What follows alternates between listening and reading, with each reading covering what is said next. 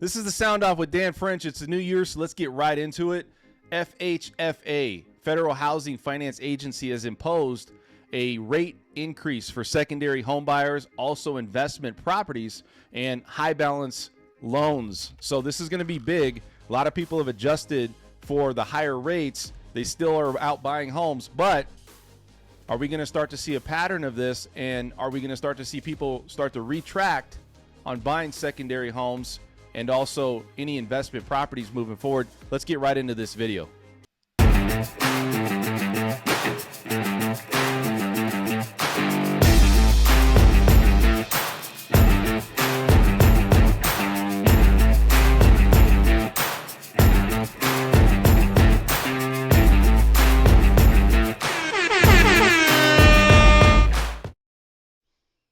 So FHFA, they are the governing controller of Fannie Mae and Freddie Mac. They make a lot of decisions for Fannie Mae and Freddie Mac. And you have to look at what is happening in March. Well, if you're a secondary homeowner or going to be, if you're an investor or going to be an investor, and you wanted to refinance or purchase, you're now going to have a loan level adjustment, or you're going to have it's a hidden fee, if you want to call it, passed to you as a consumer. You know, these things happened back last year when we did refis and Fannie Mae had a half a point adjuster built into the system. We would now charge at that point, when they passed that, a half a point hit on all of the refinances we did, because it is a business. And so moving forward, you have to look at, well, back in 7 and 8, we had a huge crash, right? A lot of people left their homes, and a lot of them were secondary homes, investment properties. And so a lot of these things that happened back then, they're trying to control or change moving forward. So Fannie Mae, Freddie Mac, they don't want to have, secondary homes, investment properties go to foreclosure. And that's typically what happens when you have a crash or when you have a correction, because those homes are not primarily occupied. So to fix that, one is they're going to make a little bit more money on the adjustment on the rate. This is a upfront fee that's passed to you. So if you look at it going into March, what it looks like is you're going to have an adjustment based upon credit qualification and overall qualification as a buyer.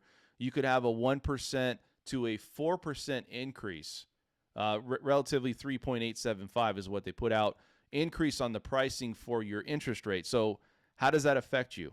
Okay, your rate now could be a point to a point and a quarter higher based upon how qualified you are. The typical rate we see today is now going to have an adjustment to you if you're buying a home, secondary or investment. And they're doing this also because they don't want to have a high amount of foreclosures if we did have a crash. Because when they had the crash in 6 and 7, they had a lot of secondary homes, investment properties on the books, and those are the first properties that people leave.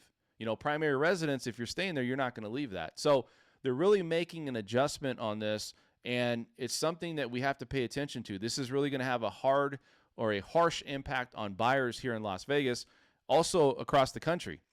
You're going to look at property values continue to go up, and your purchasing power, because if you're buying a secondary home, you're relocating, or maybe you want to buy a vacation home in Las Vegas, it's desirable, right? You got a lot of opportunity here. Raiders are here. Everything's going on here. You now need to maybe think twice about it, because you're looking at it going, well, I can't afford a $500,000 secondary home because the payment's too high.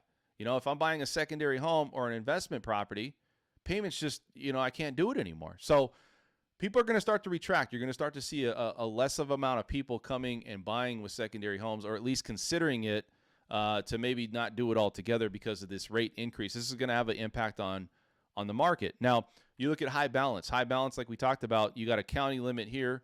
Every county has a county limit of what they loan up to. Then you have that middle part, right, which is that middle section of, okay, this is high balance. Now, we don't have that here. California has that, but that's also going to impact people that are buying high balance loans in California or places like that before it gets to that jumbo level. So you look at this situation we're in, and it's something to pay attention to. I'm going to have, a lot of information on this and data moving forward. This is going to affect the industry across, really across the country. So if you guys have any more questions, please comment in the comment section. I would love to answer any questions you have, real estate or financing. Also, subscribe to the channel, and we'll see you at the next video. I appreciate you.